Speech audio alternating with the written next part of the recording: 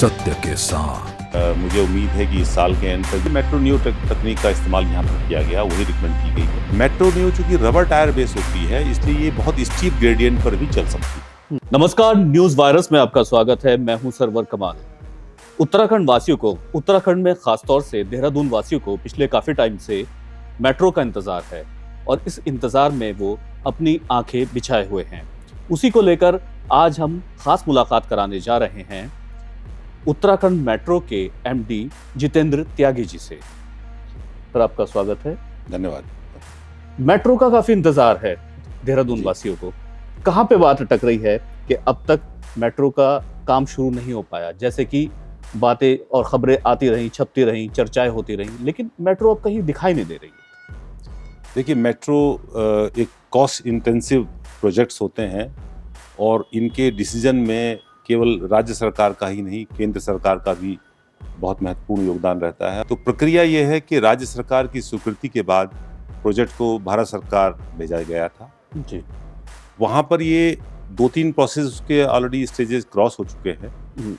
अभी इस बात पे चीज़ रुकी हुई है क्योंकि अभी तक इंडिया में ज़्यादातर शहरों में मेट्रो नॉर्मल मेट्रो बनी है।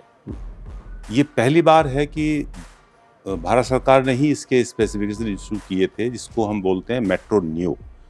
मेट्रो नियो और मेट्रो में जो फ़र्क है वो बहुत थोड़ा सा है। ये मेट्रो नियो रबर टायर पे चलती है, जबकि नॉर्मल मेट्रो स्टील टायर पे चलती है। ये भी एलिवेटेड चलेगी, ये अंडरग्राउंड भी चल सकती है। मेट्रो भी अंडरग्राउंड भी चलती ही हैं, एलिवेटेड भी चलती हैं। देहरादून में हमारा प्लान एलिवेटेड चलाने का है क्योंकि रोड पर चलाने के लिए रोड विड्थ यहाँ पर है नहीं कि हम उसमें से कोई स्पेस निकाल पाएँ। इसलिए डेडिकेटेड राइट ऑफ वे देने के लिए एलिवेटेड सिस्टम बनाया गया है जी। अब ये टेक्नोलॉजी चूंकि भारत में नई है, इसलिए इसमें थोड़ा सा अभी चिंतन चल रहा है कि क्या भारत में हम मेट्रो को छोड़कर एक नई तकनीक का भी इस्तेमाल करें या मेट्रो के ही लाइट वर्जन को यहाँ पे रखा जाए जी। और देहरादून शहर कोई दिल्ली जितना बड़ा नहीं है, हमारी रिक्वायरमेंट उतनी ज़्यादा नहीं है। यहाँ की जो PHPDT है, जिसमें यानी कि 1 घंटे में एक डायरेक्शन में जो यात्रियों की क्षमता हमें चाहिए, वो बहुत ज़्यादा नहीं है कि हम बहुत हैवी मेट्रो बनाएं। इसीलिए मेट्रो नियो तकनीक का इस्तेमाल यहाँ पर किया गया, वही रिकमेंड की गई है। अगर हम मेट्रो नियो की बात करें तो इसके प्रोज एंड कॉन्स क्या क्या है? देखिए, फ़ायदा इसका ये है कि ये नॉर्मल मेट्रो से सस्ती है जी। एक और जो सबसे बड़ा फ़ायदा है, जो यहाँ देहरादून शहर में फ्यूचर एक्सपेंशन में बहुत लाभदायक हो सकता है जी। मेट्रो नियो चूंकि रबर टायर बेस होती है, इसलिए ये बहुत स्टीप ग्रेडियंट पर भी चल सकती है। नॉर्मल मेट्रो जो स्टील व्हील पे होती है वो 3 से 4%, 5% ग्रेडियंट तक ही चढ़ पाती है, उसके आगे उसको हम नहीं चढ़ा सकते हैं। देहरादून के अभी जो हमने प्लान किया है वो तो लगभग एरिया प्लेन ही है या ग्रेडियंट उसके 4-5% से कम ही है। लेकिन देहरादून के बहुत सारे एरिया ऐसे हैं जहाँ पर ग्रेडियंट स्टीप भी मिलेंगे। अगर हम फ्यूचर में एक्सपेंशन करते हैं जी और उन एरिया में जाते हैं जहाँ थोड़ा सा हिली है या स्टीप ग्रेडियंट है या शार्प कर्व है, तो वहाँ ये तकनीक बहुत फ़ायदे वाली है। ये 12-13% स्टीप ग्रेडियंट पे चल सकती है। ये 30-40 मीटर रेडियस कर्व पे टर्न कर सकती है जी। तो इन सब को देखते हुए देहरादून शहर के फ्यूचर अगर विजन को आप देखें तो मेट्रो नियो एक अच्छी तकनीक है जी। मेट्रो अगर हम नॉर्मल मेट्रो लेके आते हैं तो मेन रोड के अलावा वो और कहीं नहीं चल पाएगी। हम सरकार से एक बार बनाने के लिए पैसा लेने के बाद फिर इसको चलाने के लिए, ऑपरेट करने के लिए, मेंटेन करने के लिए हमें राज्य सरकार से या भारत सरकार से किसी पैसे की कोई आवश्यकता नहीं जी। आप कितना ज़रूरत महसूस करते हैं देहरादून के लिहाज से कि यहाँ पे मेट्रो की ज़रूरत आन पड़ी? देखिए, देहरादून शहर को मेट्रो की ज़रूरत तो 2017 में जब मैंने ज्वाइन किया था उसी वक्त बहुत थी। ऐसे ही यहाँ भी अगर देखें जो रोड कंजेशन है, रोड कंजेशन का मैं बताऊँ आपको कि देहरादून शहर में ऐसा नहीं कि व्हीकल बहुत ज़्यादा है, लेकिन एब्सोल्यूट नंबर में ज़्यादा नहीं है, लेकिन जो आपकी कैपेसिटी है रोड की उसके कंपैरिजन जगह जगह जाम लगा रहता है। क्योंकि रोड में एक फैक्टर होता है V/C रेशो बोलते हैं इसको, यानी कि किसी भी रोड की एक कैपेसिटी होती है, उसकी विड्थ के ऊपर डिपेंड करती है। जो IRCA गाइडलाइंस हैं उसके हिसाब से कैपेसिटी होती है जी। यहाँ बहुत सारी लोकेशन ऐसी हैं जहाँ रोड की विड्थ के हिसाब से जो उसकी कैपेसिटी है उससे अधिक ट्रैफिक पीक आवर्स में हो जाता है और इसीलिए वो वहाँ पर स्पीड 0 हो जाती है जी। जैम लगता है 5 मिनट, 10 मिनट, 15 मिनट आपको लगता है। तो इसलिए जरूरी तो यहाँ बहुत है, ऑलरेडी हम लेट हैं। युवा मुख्यमंत्री धामी जी की सरकार है, तो इस तरफ रुझान मेट्रो की तरफ कितना है उनका, क्योंकि जो भी वो काम कर रहे हैं वो एक्शन मोड में कर रहे हैं, कोई भी देखिए काम है। मेट्रो का प्रोजेक्ट माननीय मुख्यमंत्री धामी जी ने ही यहाँ से स्वीकृत करके भारत सरकार भेजा है जी।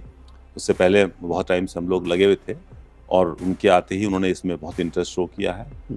और यही नहीं कि केवल भेज दिया, उसके बाद भी वो परसू करने के लिए भी वो तैयार हैं। उन्होंने मिनिस्ट्री को पत्र भी लिखे हैं, प्राइम मिनिस्टर ऑफिस को भी पत्र लिखे हैं और अपनी तरह से वो पूरी कोशिश कर रहे हैं। क्योंकि तकनीकी मामला है, थोड़ा सा न्यू टेक्नोलॉजी के बारे में है, इसलिए थोड़ा समय लग रहा है, पर हमें उम्मीद है कि जिस तरह के प्रयास जारी हैं उसमें जल्दी ही कोई ना कोई निर्णय हो जाए। जी, आप एक जिम्मेदार अधिकारी हैं, बहुत एक्टिव अधिकारी हैं और मेट्रो का प्रोजेक्ट आप देख रहे हैं, तो फिलहाल नियर फ्यूचर और फ्यूचर को लेके इस टोटल मेट्रो का सिनेरियो कैसे देखते हैं? जो देहरादून, हरिद्वार, ऋषिकेश, रुड़की, विकास नगर, इन सब एरिया को मिलाकर के ही हमने इसको मेट्रोपॉलिटन एरिया डिक्लेयर कराया था। जी, तो राज्य सरकार ने ऑलरेडी डिक्लेयर कर दिया है और पर्पज उसका ये है कि अब ये पूरा एक क्षेत्र है, जो भी डेवलपमेंट होगा इस पूरे क्षेत्र को ध्यान में रख करके होगा। जी। और जो मास्टर प्लान हम लोगों ने बनाया है मेट्रो का, उसमें पहला फेज में हम ये कर रहे हैं, जो देहरादून के अंदर 2 कॉरिडोर दे रहे हैं, उसके अलावा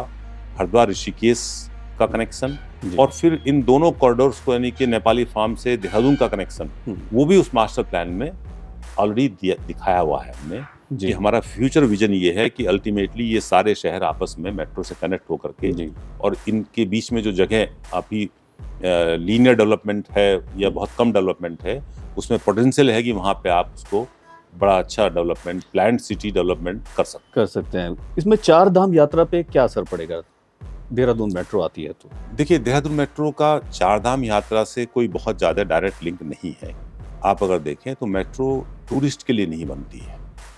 मेट्रो का मेन उद्देश्य होता है, जो शहर में लोग रहते हैं, वो जो अपने रोजाना के रोजगार पे जाते हैं, चाहे वो बिजनेस के लिए जाते हो, चाहे वो नौकरी करने के लिए जाते हो या कोई और काम करने के लिए जाते हो, राइडरशिप वहाँ से मिलती है। टूरिस्ट का एक एडिट वर्जन हो सकता है, एडिट राइडरशिप मिल सकती है, बट वो सीजनल होगी, ओकेजनल होगी, उसके बेसिस पे सस्टेन नहीं कर सकती है कोई भी मेट्रो। ये जरूर है कि जब हरिद्वार ऋषिकेश का कनेक्शन हो जाएगा तो अभी बहुत से यात्री आते होंगे, वो सिर्फ 4 धाम यात्रा करके लौट जाते होंगे, क्योंकि हरिद्वार ऋषिकेश में फिर उनको आपस में ट्रैवल करने के लिए उतना अच्छा साधन शायद उपलब्ध नहीं होगा। मेट्रो आने के बाद में इन शहरों में की को देखने के लिए वही यात्री जो आते 4 धाम यात्रा के लिए है, वो एडिशनली यहाँ रुक करके इसको देखने की सुविधा उनको जरूर, यानी कि इनडायरेक्टली सही सुविधा जरूर मिलेगी। जी, इसके अलावा आप मेट्रो आने से क्या क्या समझते हैं कि और क्या अच्छाइयाँ हो जाएंगी, किस किस को, कौन कौन बेनिफिशियरी हो जाएगी, कौन कौन से सेक्टर को बेनिफिट्स मिलेंगे? देखिए, सबसे पहले तो मेट्रो आने से आम आदमी जो शहर का होता है उसको फायदा मिलता है, जिसको अभी अपने डेली रोजगार के लिए कम्यूट करने में कहीं आधा घंटा लगता है, कहीं 1 घंटा लगता है, जिसको 1 घंटा लगता है उसको होता है 20 मिनट लगे, 25 मिनट लगे, तो टाइम की सेविंग सबकी होगी। जी। दूसरा, जो पॉल्यूशन लेवल है आपका, वो कम हो जाएगा, क्योंकि व्हीकल ऑन द रोड कम हो जाएंगे।